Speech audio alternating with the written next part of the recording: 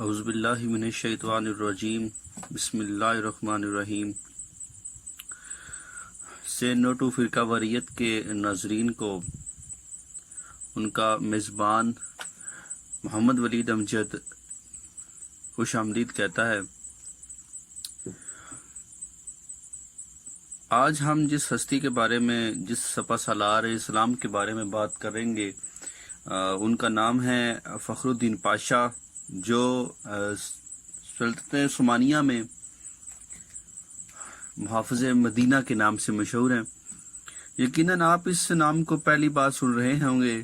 یہ خلافت عثمانیہ کا وہ بہادر جرنیل تھا جو اکیلا تنہا عرب باغیوں، برطانیہ اور اتحادی فوجوں سے 72 دن تک لڑتا رہا، اور بعد میں برطانیہ نے اس کے بہادری اور دلیری سے متاثر ہو کر ان کو صحرائی چیتا یا ٹائیگر آف دی ڈیزرٹ کا خطاب دیا تھا۔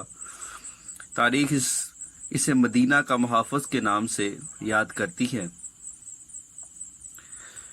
وہ خلافت عثمانیہ کا ایک بہادر جرنیل تھا، لیکن جس چیز نے اس کی شخصیت اجاگر کی تھی وہ تھا اس کا حضور صلی اللہ علیہ وآلہ وسلم سے تعلق اور عشق۔ پہلی جنگ عظیم کے دوران برطانیہ تقریباً ہر جگہ سلطنت عثمانیہ کے ہاتھوں شکست پہ شکست کھاتا جا رہا تھا، تو اس نے ایک چال چلی۔ اس نے شریف مکہ حسین بن علی، جو کہ حجاز کا گورنر تھا، اپنے ساتھ اس لالچ سے ملا لیا کہ جنگ کے اختتام پر اسے مسلمانوں کا خلیفہ بنایا جائے گا۔ شریف مکہ نے خلافت عثمانیہ کے خلاف بغاوت کر دی اور مکہ اور جدہ پر قبضہ کر لیا۔ اس کے بعد وہ مدینہ کی طرف بڑھا۔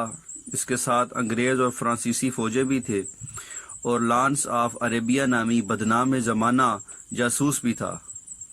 انہوں نے 1916 کو مدینہ کا محاصرہ کر لیا۔ یہ محاصرہ 1919 تک جاری رہا۔ تقریباً 3 سال تک یہ محاصرہ جاری رہا، کیونکہ ان کو یہاں کے عثمانی مجاہدوں کی طرف سے سخت مزاحمت کا سامنا کرنا پڑ رہا تھا۔ اس وقت مدینہ شہر کا دفاع ایک عثمانی سپہ سالار فخری پاشا، یہ تاریخ اسے دوسرے نام سے بھی جانتی ہے، عمر فخر الدین پاشا کی زیر نگرانی تھا۔ یہ شخص انتہائی دلیر اور صاحب ایمان تھا۔ مدینہ منورہ کے باسی اس کی بہادری اور حسن انتظام پر اسے بہت پسند کرتے تھے۔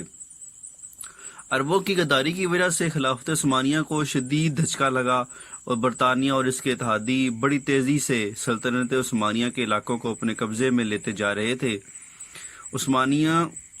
عثمانیہ کے اتحادی بلغاریہ کے ہتھیار ڈالنے پر جرمنی نے بھی ہتھیار ڈال دیے، اور اسی وجہ سے بالآخر سلطنت عثمانیہ کو بھی برطانیہ اور اتحادی کے سامنے ہتھیار ڈالنے پڑے۔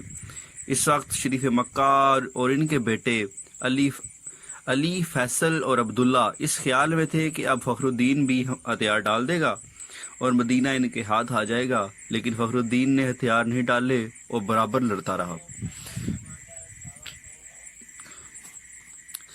مدینہ شہر کو سامان رسد پہنچانے والی ریل گاڑی کو انگریز ناکارہ کر چکے تھے، اور اس طرح فخر الدین پاشا کو باہر سے کوئی امداد نہیں پہنچ رہی تھی۔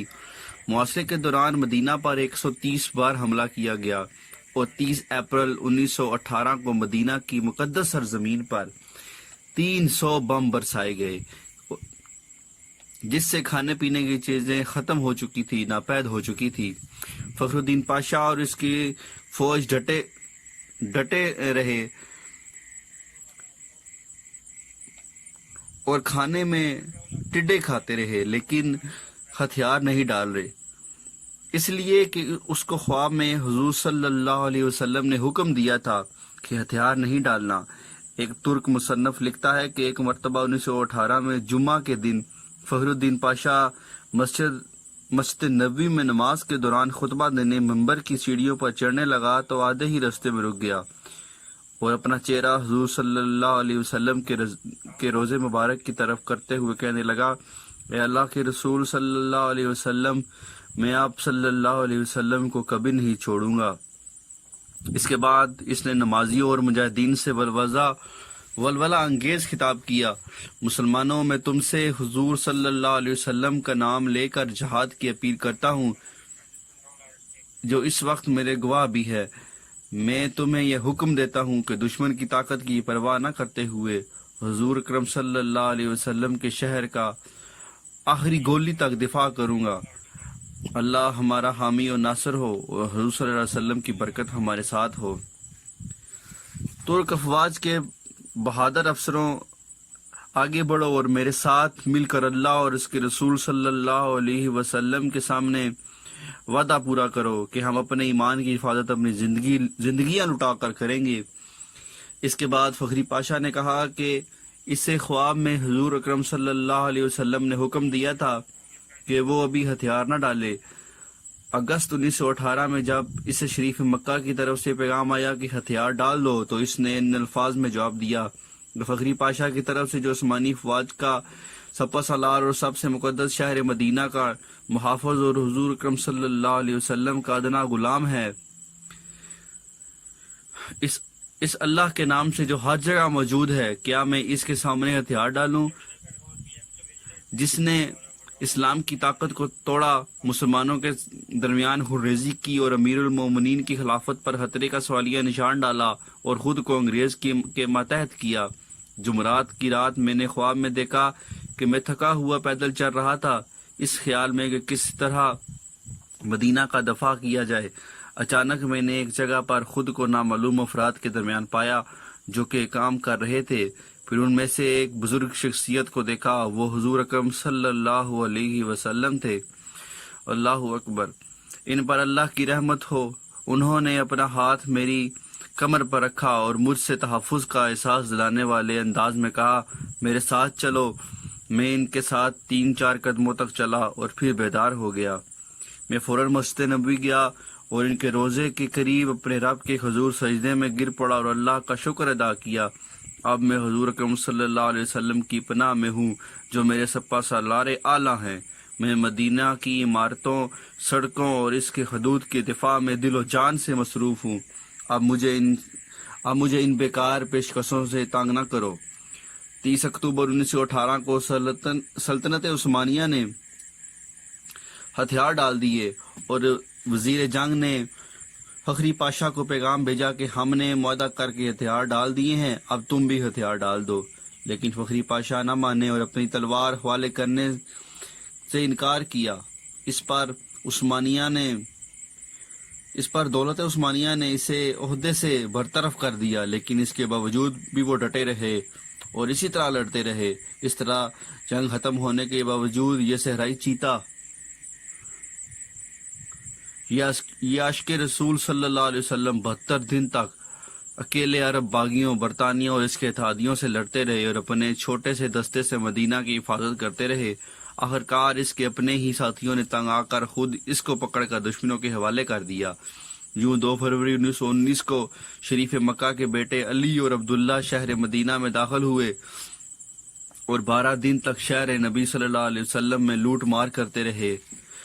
4850 گھروں جن کو فخر الدین پاشا نے تالے لگوائے تھے، انہیں توڑ کر لوٹ لیا گیا۔ فخر الدین پاشا نے 2 سال مالٹا میں قید میں گزارے۔ 1921 کو رہائی ملنے کے بعد دوبارہ ترکی فوج میں شامل ہوئے اور یونان اور فرانسیسیوں کے خلاف جنگیں لڑیں۔ اس کے بعد افغانستان میں ترکی کے سفیر رہے۔ اللہ کا یہ مجاہد ایک سچا عاشق رسول صلی اللہ علیہ وسلم 22 نومبر 1948 کو اپنے خالق کی حقیقی سے جا ملا۔ فخری پاشا کو ان کی خواہش کے مطابق استنبول میں دفن کیا گیا۔ اللہ ان کی قبر کو نور سے بھر دے، آمین۔ افسوس اس بات کی ہے کہ ہماری نسل سرے سے اس عظیم مجاہد اور اس کی شخصیت سے واقف نہیں۔ ایک سوچے سمجھے منصوبے کے تحت ہمیں سوشل میڈیا اور فضول فلموں اور ڈراموں میں مشغول کیا گیا تاکہ ہم اپنے آباء و اجداد کے ان ایمان افروز کارناموں سے بالکل بے خبر رہیں اور ہمارے اندر وہی اکابرو بیدار نہ ہو سکے۔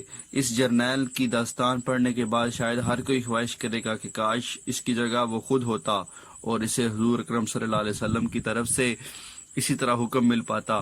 اب وقت آ گیا ہے کہ ہم دوبارہ اپنے اسلاف کو زندہ کریں جو اللہ اور اس کے رسول صلی اللہ علیہ وسلم کے نام پر مر مٹے، اپنے بچوں کو اس قسم کے واقعات سے ان کی تربیت کریں تاکہ دشمنان اسلام کو ایک بار پھر فخر الدین پاشا کا سامنا کرنا پڑے۔ اللہ ہم سب کا حامی و ناصر ہو، آمین ثم آمین یا رب العالمین۔